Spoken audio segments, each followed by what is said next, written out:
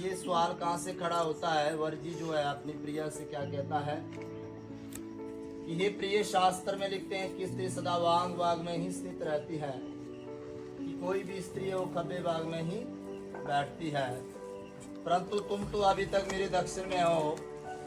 देखो, तेरे पिता ने अपने बंधु के सामने मेरे साथ विवाह कर दिया है। जैसे इतने बंधु बुलाकर आपके पिताजी ने मेरे साथ आपका विवाह कर दिया है। अत उठो और मेरे वांग बाग में स्थित हो जाओ। आप आओ और मेरे खब्बे बाग में बैठ जाओ। यदि कोई बात तुम्हारे मन में है तो इस समय खुले मन से कह दो। कोई भी बात आपके मन में आती है तो इस समय आप कह सकते हो। कन्या क्या कहती है कि कन्यादान व लाज होम होने पर विवाह नहीं माना जाएगा। जैसे हमने लाज होती हवन किया, विवाह मैं नहीं मानूंगी। विवाह तो तब माना जाएगा जब सतपदी कर्म पूरे हो जाएंगे। जब तक आप मेरी 7 बातें नहीं सुनोगे तब तक मैं विवाह नहीं मानूंगी। मेरे 7 वचन यदि आप 7 पाँव चलते उनको पूरा करने की प्रतिज्ञा करते तो सदा आपके वांग बाग में स्थित रहती हूँ। वह वचन कर्मश इस प्रकार कहूँगी। जो भी 7 बातें हैं वचन है, मैं आपसे सुनाऊंगी। पहले पाद में कन्या क्या कहती है कि घर में जो कुछ भी मिष्टन दन्ना भक्षण भोजन होगा वो मेरे आप अधीनता रखना होगा। कि घर में कोई भी खाने पीने की पदार्थ होंगे आपको मेरे अधीन रखनी होगी। और जो कुछ भी दान बार से आपको मिले वे घर में लाना होगा। कोई भी दान आप कमा के लाते हो घर में ही लाना है। ये नहीं कि कहीं शराब इत्यादि जो है मैं उड़ा लेना है। बिना वक्ता के घर के बाहर शयनत्व भोजन भी नहीं करना है। कोई जरूरी काम है तो किसी के घर में भोजन करना है और काम नहीं तो किसी के घर में भोजन भी नहीं करना है। यदि आपको स्वीकार हो तो आपके वांग पाक आने के लिए प्रथम पाद चलती हूँ। ये वचन आपको स्वीकार है?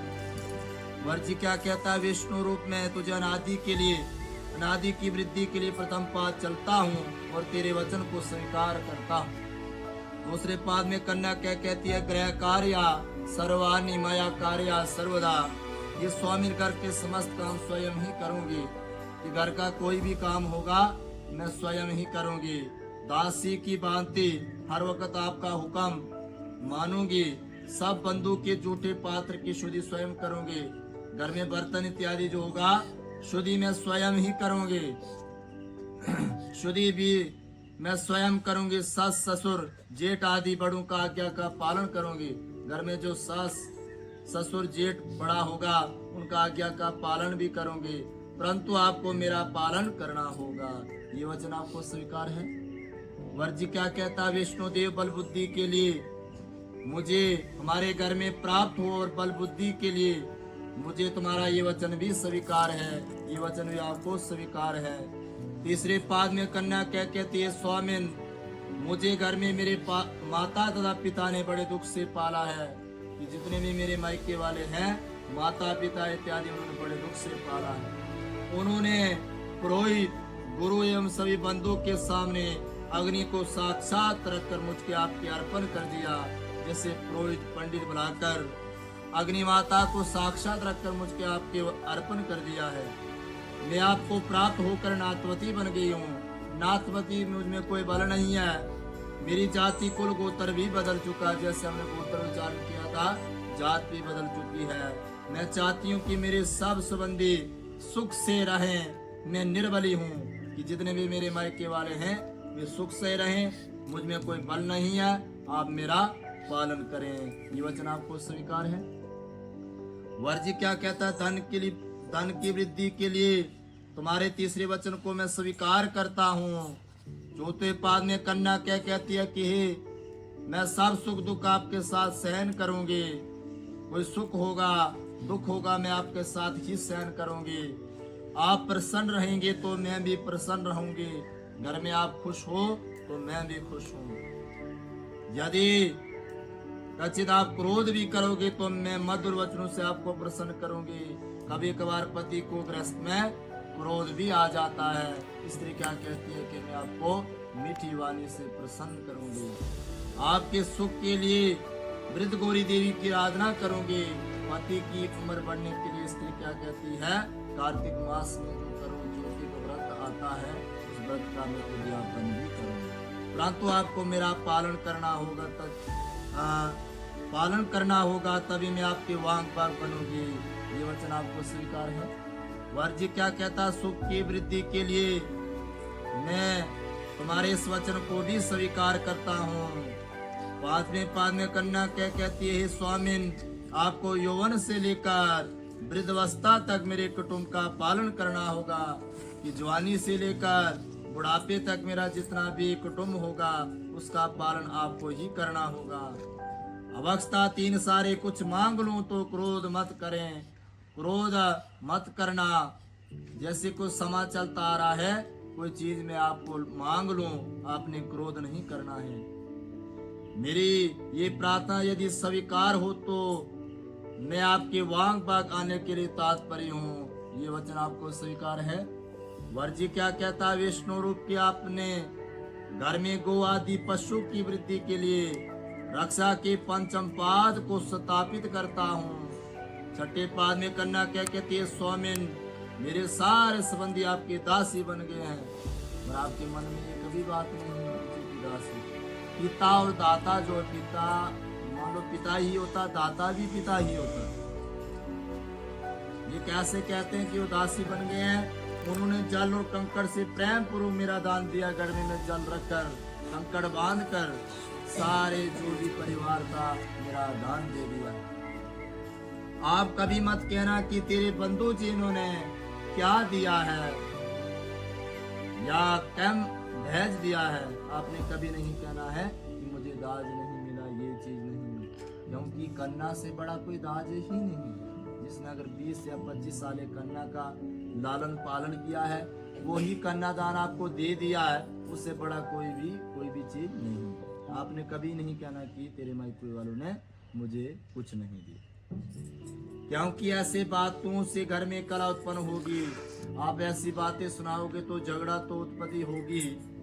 यदि आप ऐसा ना कहने का वचन दे तो आपके वांग बाग आने के लिए तात्पर्य हो। ये वचन आपको स्वीकार है। वर्जी क्या कहता है, संत के 6 ऋतु के सुख के प्राप्ति के लिए मैं तुम्हारे छठा वचन स्वीकार करता हूँ और तुम्हें ऋतु के अनुसार यथोचित सुख प्राप्त होता ही रहेगा। 7वें पाद में कन्या क्या कहती है, हवन यज्ञ विवाह कन्यादान और व्रत आदि में आपके साथ वाग बाग में स्थित रहकर आपके साथ अंचल गृत युक्त होकर आपके पुण्य का आधा भाग लिया करूंगी। आज के बाद आप घर में छोटा मोटा पूजन भी करोगे ना, कोई यज्ञ भी करोगे ना, कन्या क्या कहती है, उनका मैं आधा भाग लूंगी, किंतु पाप की भागी नहीं बनोगे। अगर आप घर के बाहर कोई भी पाप करते हो, मैं उसका 1% अधिकार नहीं लूंगी। अभी तो अपना आधा पाप दिया करूंगी। अगर पत्नी पाप करे तो पति को आधा पाप देना पड़ता है। यदि आपको स्वीकार हो तो आपके वांग भाव में स्थित होकर पत्नी भाव स्वीकार करती हूँ। ये शर्त आपको स्वीकार है। तभी स्त्री क्या कहती है, मैं पत्नी भाव स्वीकार करती हूँ। 7 बातें कन्या ने कही। वर भी तो कुछ कहता है। वर जी की एक ही शर्त है अपनी प्रिया से। वर जी क्या कहता है कि हे प्रिय, तू सदा सत्य एवं धर्म पर निरत रहना। ये आपने हर वक्त सत्य पे रहना है और क्रोध नहीं करना है। आलस रहित होकर मेरे वचनों को मानना है। क्रोध आलस ये चीजें आपको त्यागनी होंगी। घर में मेरी माता जी है, पिताजी है, भगनी है, उनका प्रेम पूर्वक सत्कार करना है। माता पिता भगनी जो भी है उनको आपको प्रेम पूर्वक सत्कार करना है। यदि तो ऐसे सर्वगुणों से युक्त बनी रहे तो मैं भी पूर्वता नियम अनुसार तेरा पालन करूंगा। ये सके तेरे लिए कुछ निषेध कर्म भी है, स्त्री के लिए कुछ बातें मना भी है। यदि तुझे कभी उद्यान में अकेले नहीं जाना होगा, जहाँ जंगल इत्यादि आपको अकेले कभी नहीं जाना होगा। श्रापी के स्थान या बिना कारण दूसरे के घर अकेले कभी नहीं जाना होगा। जहाँ श्रापी बैठे हैं उस स्थान पे आपको नहीं जाना होगा। बिना कारण अकेले किसी के घर में नहीं जाना होगा। पर पुरुष के साथ गाना बजाना आदि नहीं करना होगा। प्राय पुरुष से गाना बजाना ये चीजें आपको नहीं करनी होगी। मेरे चिता अनुकूल चलना, पतिव्रता धर्म पर दृढ़ रहना। जो स्त्री अपने पति धर्म पर रहती है ना, इन सभी बातों को यदि तू पूरा करेगी तो मैं भी अपने वचनों पर दृढ़ रहूंगा, तुम्हारा पालन करूंगा एवं तुझे अपना अभिन्न अंग समझूंगा। फिर भी पति अपनी स्त्री को क्या कहता है, इन वचनों के अनुसार मैं भी आपका पालन करूंगा। फिर भी पति कहता मैं अपना आधा अंग आपको समझता। तो आपने ये 7 बातें सुनी, एक वचन आपका है, 7 कन्या के हैं। इन वचनों के अनुसार अगर आप चलोगे, अमल करोगे तो गृहस्थ जो है ना वो तीर्थ बन जाएगा, मंदिर बन जाएगा। तो इस समय अतिथि भाव हमारे सारे बैठे हैं। अग्नि माता, साक्षात की माता पार्वती की तरफ ध्यान देकर सज्जा सज्जा हाथ पकड़ो, राइट वाला और करेंगे राइट हैंड पकड़ो। हरि हम सर्वमंगल मंगले शरण्ये त्र्यंबके गौरी नारायणी नमोस्तुते। ओम नमो पार्वती पते हर हर महादेव। ओम किया जाओ ऐसे, चलो हमने सामने घूम कर मंगल सो कर दे दो, अंगूठी दे दो।